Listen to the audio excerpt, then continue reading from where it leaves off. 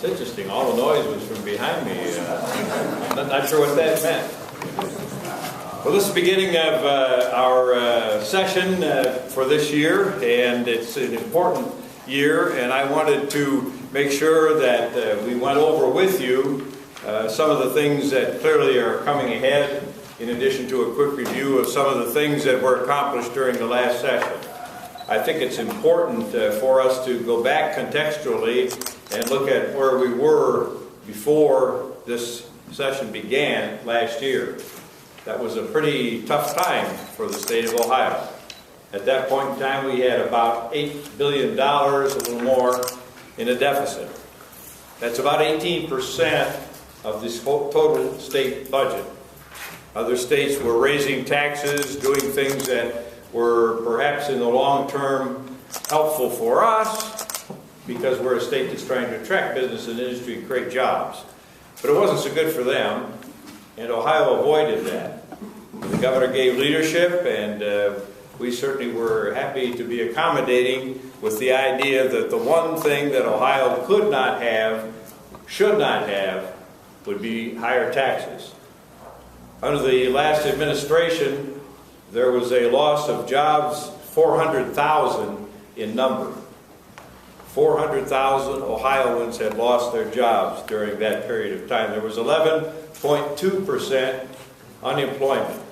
That is a level of unemployment that is not tolerable, obviously, in a society that is dependent upon capitalism for job creation and encouragement of people to have a proper education and also to work. Why don't you come on up here?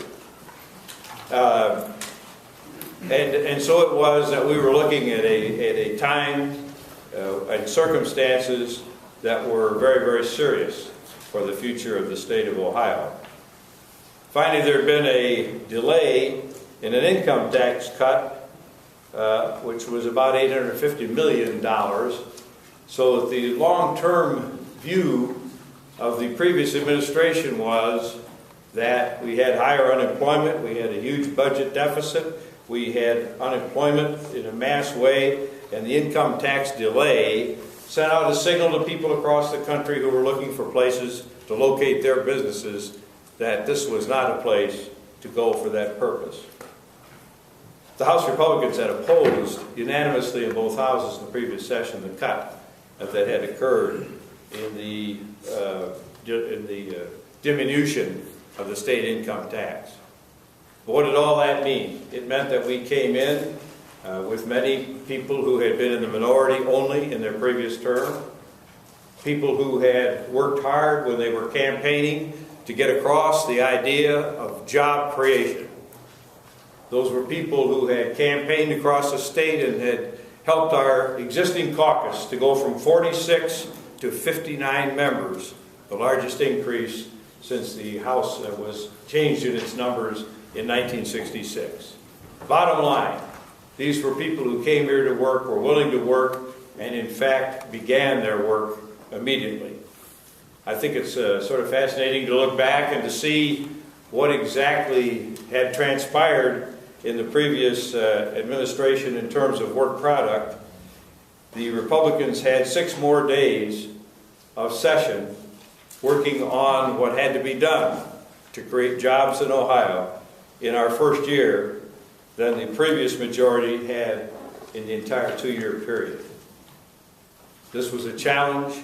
These were people who were up to it, and now they're going to tell you a little bit about what happened as a result of their mindset. Namely, the goal was not re-election. The goal was to put Ohio back to work and create jobs for our people.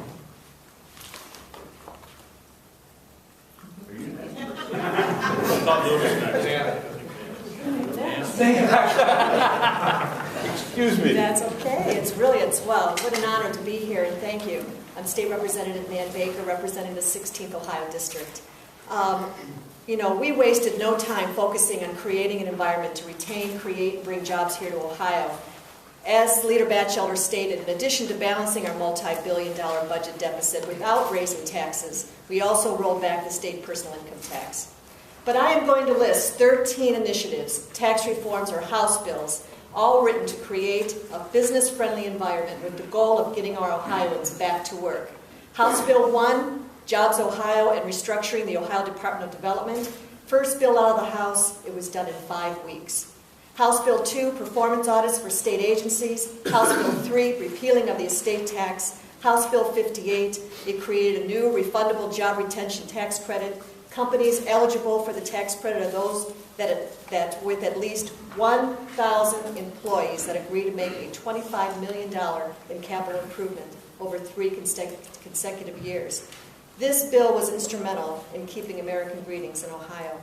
House Bill 94, or also Senate Bill 2, the Small Business Regulatory Reform. House Bill 225, the Tax Exemptions Application. House Bill 133, the Oil and Gas Development. House Bill 18, the Vacant Property New Job Creation Bill. This bill passed unanimously out of the House Ways and Means Committee and also passed by 81 votes in the House of Representatives, and it is now on its way to the Senate Ways and Means Committee. This bill encourages businesses that are out of space, adding new employees, and need to relocate to consider a vacant, abandoned building. Invest Ohio, tax incentive to spur small business development. As part of the 2011 budget, this program is aimed at spurring investment by linking the small business with money needed to grow and create jobs. Small Business Resource Portal, this is one that is not always on the top of the radar. We are also currently working with the Department of Administration to enhance the online Small Business Resource Portal on the Ohio Business Gateway. The Ohio Third Frontier, we are continuing the cutting-edge program creating opportunity for business innovation. Clean Ohio Council, which I am a member of, we are continuing to work with select properties to restore, protect, and connect Ohio's important natural and urban places by cleaning up brownfields and encourage redevelopment and revitalize communities. Finally, relatively new is the Workforce Development Committee. As Representative Derrickson will elaborate, it's an exciting initiative. In closing, I am very grateful to be given the opportunity to chair the Economic and Small Business Development Committee. Our committee has been actively engaged and focused on listening to business owners and reviewing proposed House bills with goals of creating a business-friendly environment. Our committee has visited many business organizations such as Tech Columbus, Cincy Tech, Team Neo, and Cleveland. Our members have actively visited many businesses in their district to listen and bring back suggestions to improve our business climate. We understand our mission is to continue to create a business-friendly environment, and our caucus will not rest until we achieve our goal of getting Ohioans back to work. The economic multiplier of positive business growth, additional purchases, investment, more employee hires, and returning blighted areas into safe neighborhoods. Cities back to prosperity by contributing, producing Ohioans is immeasurable. As we all continue to say, it's all about jobs. Representative Johnson will now give an overview of the important prescription abuse reform.